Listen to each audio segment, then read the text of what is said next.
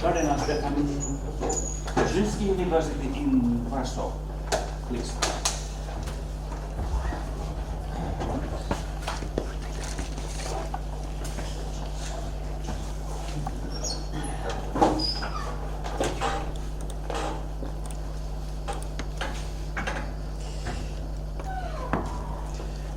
Good morning, my name is Jan Kornaj, and I would like to talk to you about Gustaw Bychowski, a Polish-American psychiatrist, and his psychotherapy of psychosis. A brief structure of my presentation. Firstly, I will talk about some issues of defining psychosis and psychotherapy. Then I'll move on to a short biography of Gustaw Bychowski, and I will divide my presentation to Polish era of Bychowski and his European influences, and American influences on psychotherapy of psychosis, and the late Bychowski's European period, and I will conclude with a brief summary. So, both the category of psychosis and practice of psychotherapy were and still are, in fact, subjects of continuous evolution, and it is hard to provide their fixed definitions. Here we have some contemporary definitions. Psychotherapy can be defined broadly after Kotin as the treatment of emotional or physical ills by psychological means. And the newest definitions by ICD-11, psychosis can be described as an impaired capacity for reality testing, followed by positive symptoms such as delusions, hallucinations, disorganized thinking and behavior, and negative symptoms such as affect blunting, avolition, and psychomotor disturbances.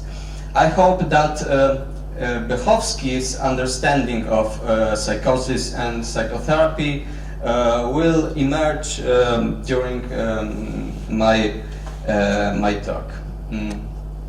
Who was Gustaw Bychowski? He was born in Warsaw in an assimilated Jewish family in 1895.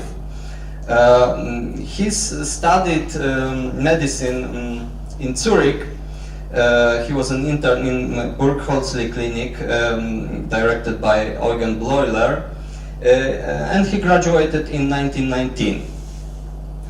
Then he moved to Vienna, and he spent there the years 1919 and 1923 trying to get into the inner circle of Freud's disciples. He moved back to Poland in 1923. It is interesting that he published one work in German called Metaphysics und Schizophrenie in 1923, but he didn't concentrate on the issues of psychotherapy there. It was basically a comparison of psychosis to some philosophical and religious systems. In Poland, he worked in the Jewish hospital in Warsaw, known for its psychoanalytic sympathies. He emigrated to New York due to the outbreak of the Second World War, as he was of Jewish origin, in 1939. And he was a member of the New York Psychoanalytic Institute alongside other European immigrants such as Heinz Hartmann, Ernst Kries, and Rudolf Löwenstein, who developed there an ego psychology paradigm that dominated American psychoanalysis for 2 decades after the Second World War. According to Bychowski's daughter, Monika Bychowska, interviewed by Ewa Kobylińska-Deje in 2017, The Bychowski family was close friends with Chris's, Hartmann's and Levenstein's families.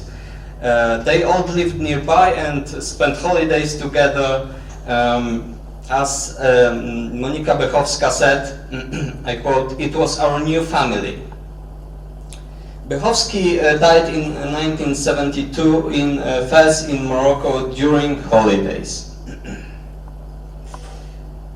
So let's move to some European early influences of Bychowski. As this is well known, Sigmund Freud was pessimistic about the possibility of psychoanalytic treatment of psychotic patients. As Alan points out, it could have impacted lesser interest in this field in the first decades of 20th century. Freud, in his text on narcissism and introduction, stated that due to the regressive narcissistic withdrawal of libido from the external world, psychotics, quote, become inaccessible to the influence of psychoanalysis and cannot be cured by our efforts.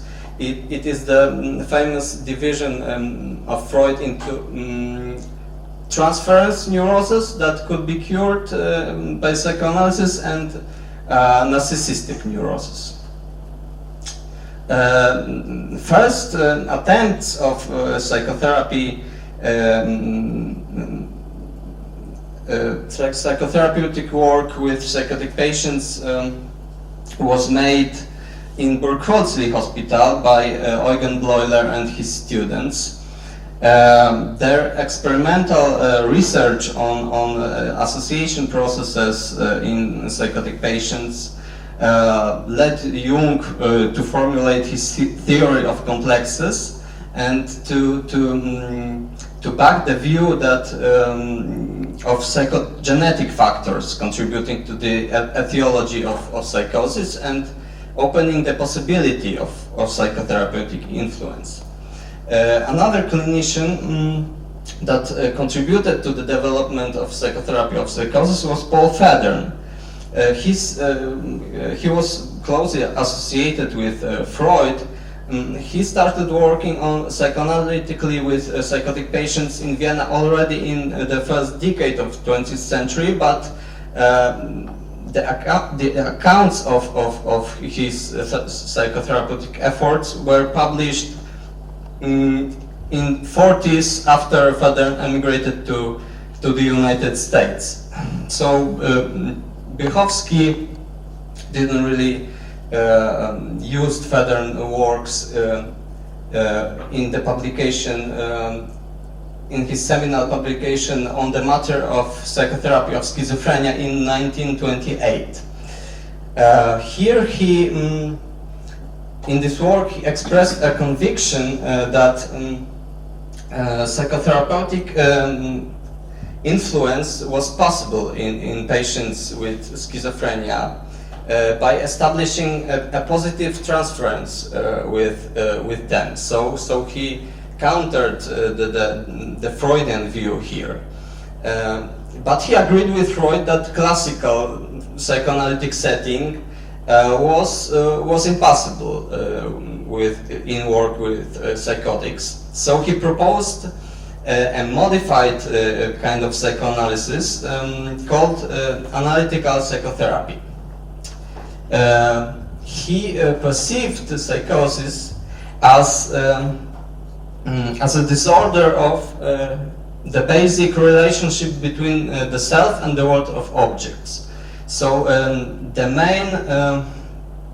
main goal of therapy was to maintain the patient's contact with reality in cases of developing illness, and in cases of already developed full-blown schizophrenia, to restore the contact of ego to reality. When it comes to methods of therapeutic interventions, Bychowski believed that when dealing with developing forms of schizophrenia, Just awareness and explanation of psychological mechanisms, such as the formation of delusions and hallucinations, can lead to disintegration of emerging pathological formations and restore contact between the self and reality.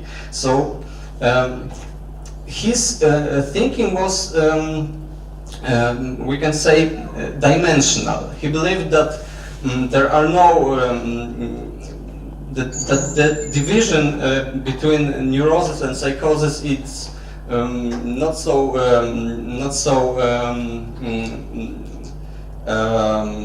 fixed, that there is many conditions in between. So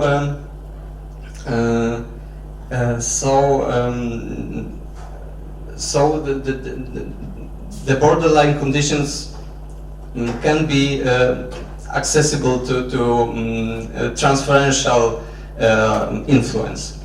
The difference between proper psychoanalysis and its proposed modification, Bychowski saw in the fact that psychoanalysis, created as a method of treating neurosis, had the task of resolving the conflict between the self and the drives. And to do so, it had to reach the source of the conflict and make the patient aware of it.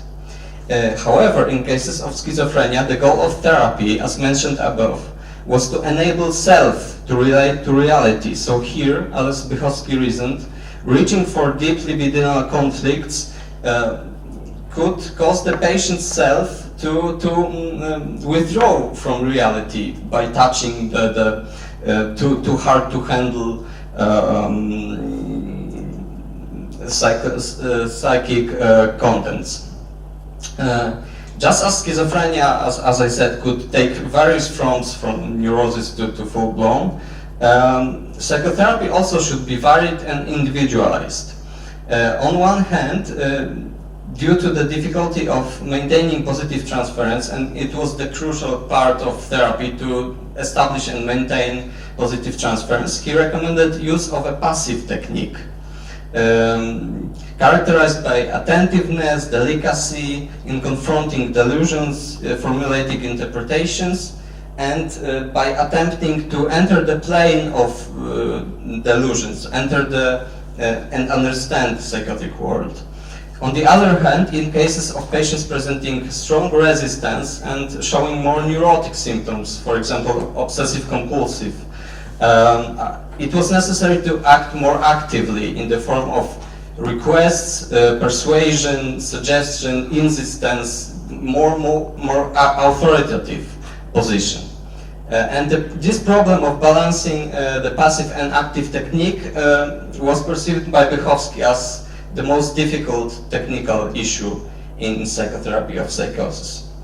And let's move on to later period, American period of Bychowski's work.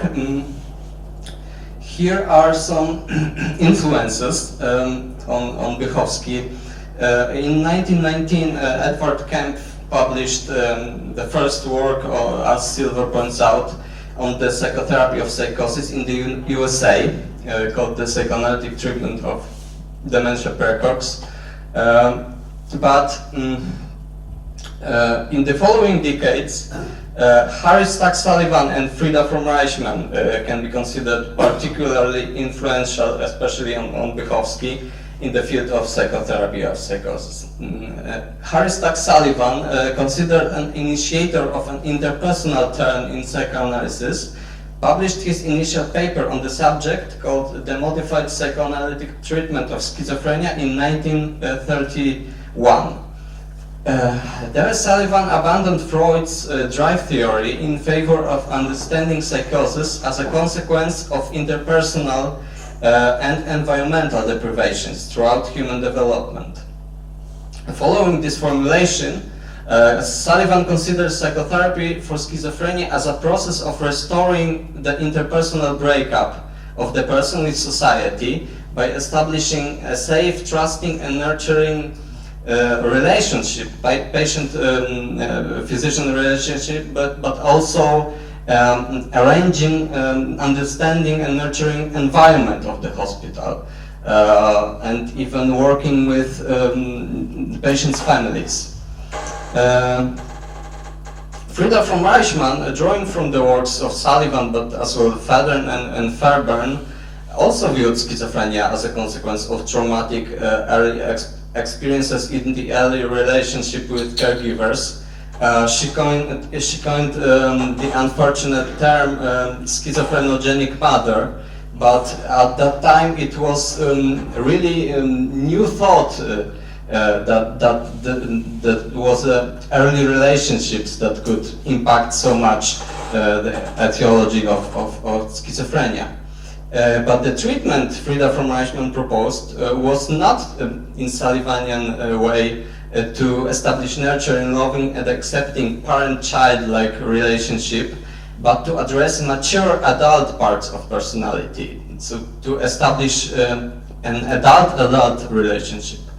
And here is a quote: the damage done to him, the patient, in early life cannot be undone by therapeutically manufactured unlimited acceptance in later life, but only by an understanding of and insight into the nature of the early trauma. So the explanation of the symptomatology and interpretation was important for Frieda von Reichmann.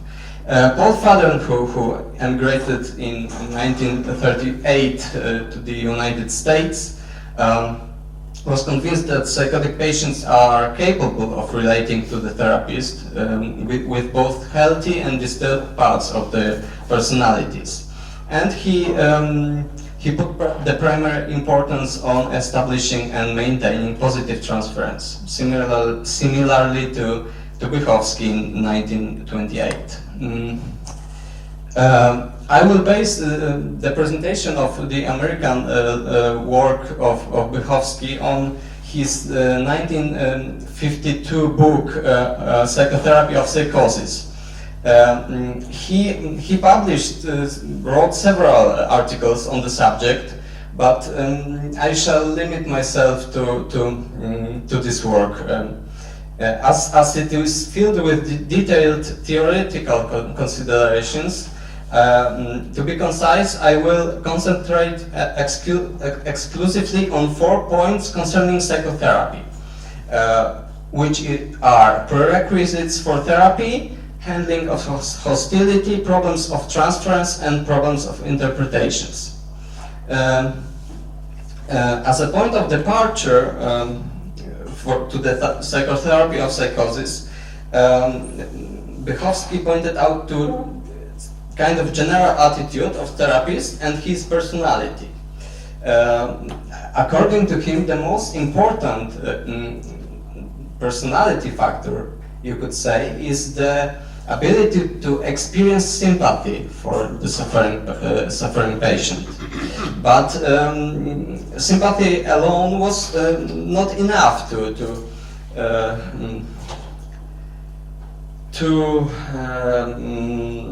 for well-implemented psychotherapy. One had to add psychoanalytic knowledge to understand the symptomatology. So therefore, I quote, after sympathy becomes blended with a better understanding of the dynamics of the psychotic and the contents of his manifestations, then the results could become more predictable and systematic. He also emphasized the problem of shifting between passive and active attitude that he elaborated first in a 1928 paper. And he pointed out to working with the family environment and asking for help of educated and empathic psychiatric personnel. So it was the environmental approach similar to Sullivan. Going to the problem of handling of hostility. Bychowski thought that split of hostility is an important pathogenetic factor of psychosis, and it had to be brought into the therapeutic relationship not in the form of a violent acting out, but as a verbalization of transference fantasies. He believed that the therapist allowing those fantasies to emerge without hostile countertransference reactions shows the patient that his destructive tendencies could be handled within the relationship and won't bring destruction to the other person or oneself. The therapist's interpretations of manifestations of hostility in transference allow the patient to integrate those split-off destructive impulses into the ego. Transference, I can say, one of the most important problems for Bychowski of psychotherapy of psychosis was he said that the transference of the patient is a delicate plant which has to be handled with utmost care. So it was a responsibility of the therapist to maintain the positive transference, and it should not be analyzed in order not to disturb the safety of the patient in the therapeutic relationship. Maybe with exceptions of explicitly sexual transference, which should be addressed immediately. He proposed that the kind of training in the recognition of reality, and it was to educate the patient on being more tolerant of frustrating reality. But he points out that the ego of the patient is not the punching bag, and his feelings, especially if they concern us, have to be handled with great tact and delicacy. So here we can see his sensitivity to the wounded side of the patient. Okay, and finally the problems of interpretation. Interpretation, considered by many ego psychologists as the most powerful psychotherapeutic tool, was for Bychowski problematic to use in therapy of psychosis, because it should be used with a great caution not to strip the patient from his defenses, leaving no new ways of coping in return. So interpretations should be given with tact and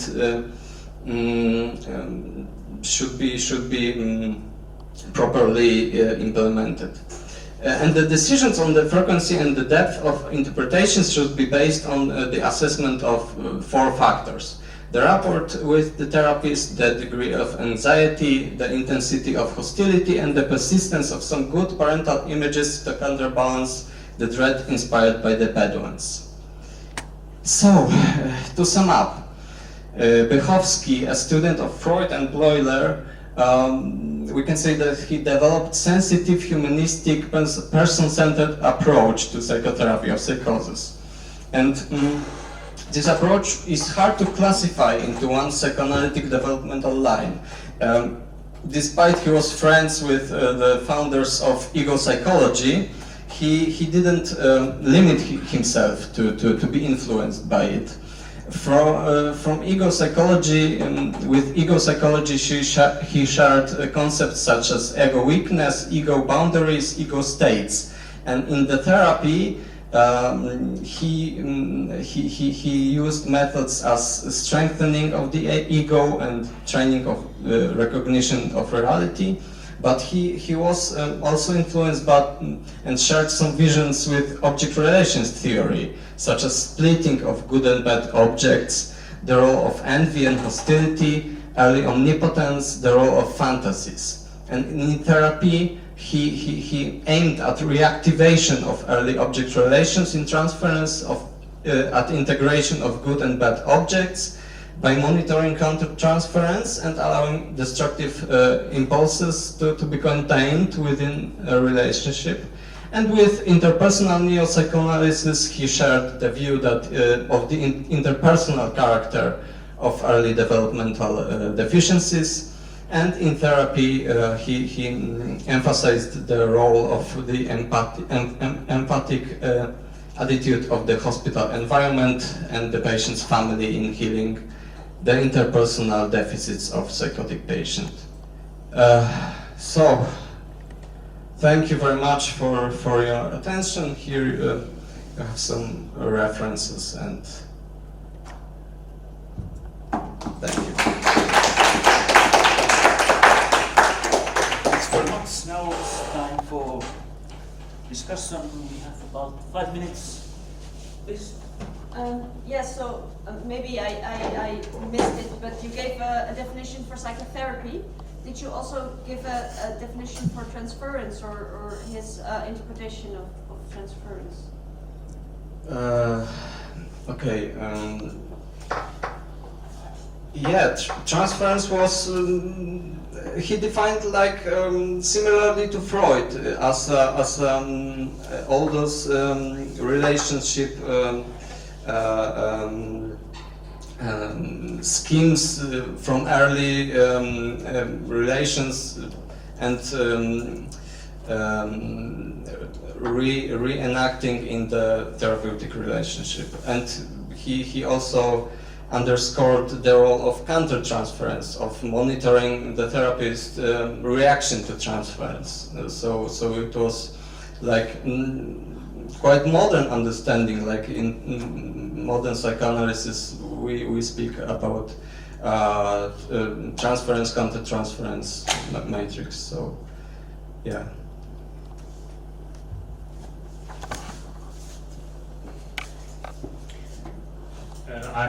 Just for a little suggestion, the fact that when you speak about the American history of the psychotherapy of the psychosis, you have to consider also William Alanson White, who was actually the mentor of Aristotle Sullivan, no? Because William Alanson White transformed the St. Elizabeth in what was called the Burgosly of the United States. So you have to know this, and you have to consider this in order to understand the history of the psychotherapy of the psychosis in the United States. Also, when you speak about Aristotle Sullivan, you have to consider that the 1931 paper, it's absolutely not the first paper about psychosis. It is the first paper when he confronts his theories with Zilborg and Abraham Brill in public, but his first paper about the treatment of the psychosis are from 1925-1926. So they are written before, and they are specifically dedicated not to the treatment of psychosis in general, but to the treatment of young male schizophrenics. So it's a very specific treatment where the treatment starts not with a transference with the therapist, but with both the relationship with the therapist and the relationships with the other people in the hospital that should become something like the young friend the male schizophrenic didn't have. So it's not so different the perspective between Frida from Reichmann and the one of Sullivan, because of the specificity of the psychotherapy and the specific context. You have to consider this. Okay. Just a follow-up. Thank you. Follow-up to what he said. Just a book you might want to consult by Richard Knoll. I think it's called American Madness. It's about the history of dementia breakups and schizophrenia in the US during the first half of the 20th century. Yeah, it was just influences Bychowski mentioned in his work, Sullivan and Frida from Reichmann. It's not the whole history, of course. Okay, thank you very much.